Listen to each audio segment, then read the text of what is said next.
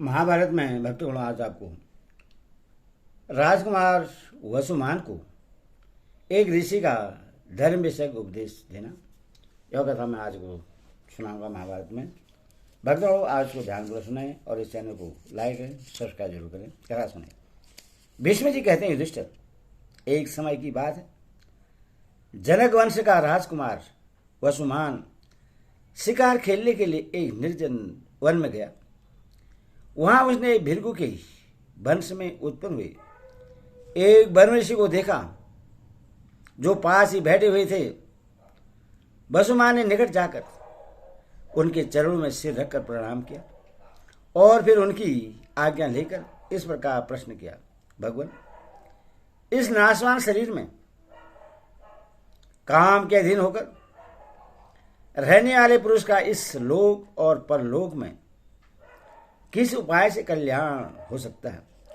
ऋषि ने कहा, राजकुमार, धर्म ही सत्पुरुषों का कल्याण करने वाला तथा धर्म ही उनका आश्रय है। तीनों लोक के चराचर प्राणी धर्म से उत्पन्न हुए हैं। तुम तो सदा विषयों का ही रस लेना चाहते हो। भला तुम्हारी कामनाओं की तृष्णा शांत क्यों नहीं होती? अपने कुशित बुद्धि कारण अभी तुम्हें कामनाओं में मिठास ही मिठास दिखाई देती है। उनसे होने वाले पतन की ओर तुम्हारी दृष्टि नहीं जाती। जैसे ज्ञान का फल चाहने वाले के लिए ज्ञान से परिचित होना आवश्यक है, उसी प्रकार धर्म का फल चाहने वाले को भी धर्म का परिचय प्राप्त करना चाहिए। दुष्ट पुरुष यदि धर्म की इच्छा करे भी तो उसके द्वारा विशुद्ध कर्म का संपादन होना कठिन हो जाता है, और साधु पुरुष यदि धर्मानुष्ठान की इच्छा करे तो उसके लिए कठिन से कठिन कर्म भी सहज हो जाते हैं। वन में रहकर भी जो ग्रामीण सुख का उपभोग करना चाहता है उसको ग्रामीण ही समझना चाहिए, तथा गांव में रहकर भी जो वनवासी मुनियों के इसी बर्ताव में ही सुख मानता है उसकी गिनती वनवासियों में ही करनी चाहिए। पहले निवृत्ति और प्रवृत्ति में जो गुण अवगुण है उसका तुम अच्छी तरह निश्चय कर लो। फिर एकाग्रचित होकर श्रद्धापूर्वक मन, वाणी तथा शरीर द्वारा धर्म का अनुष्ठान करो।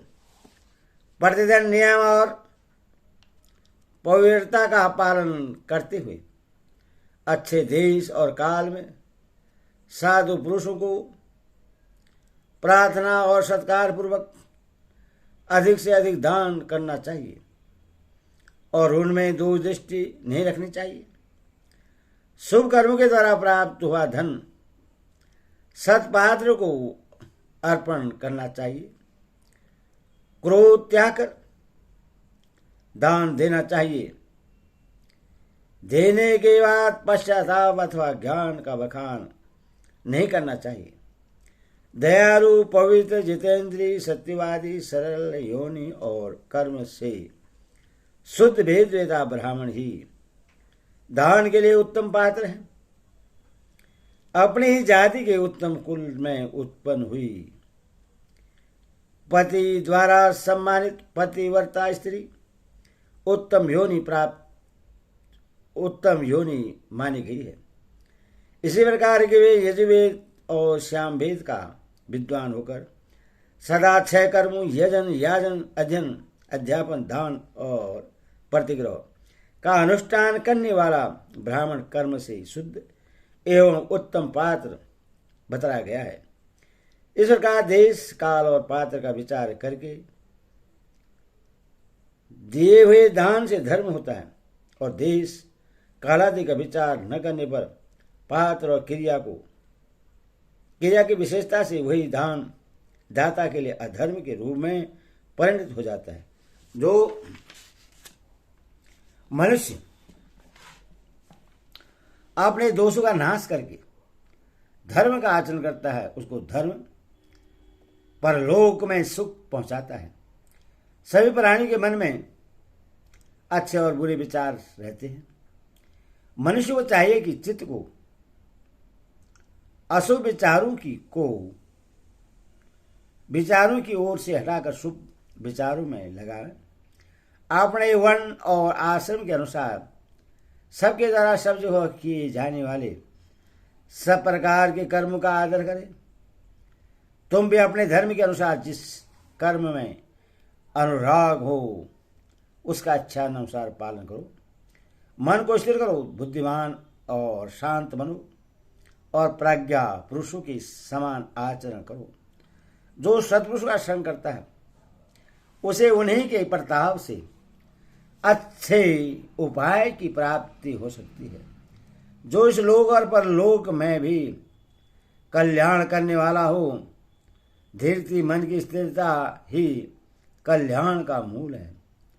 राशि महाविष धीर्तिमान न होने के कारण ही स्वर्ग से नीचे गिरे और राजा इत्यादि पुण्यशील हो जाने के बाद भी धीरति के ही बल से उत्तम लोगों को प्राप्त हुए।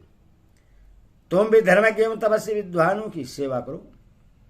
इससे तुम्हारी बुद्धि बढ़ेगी और तुम्हें कल्याण की प्राप्ति हो जाएगी।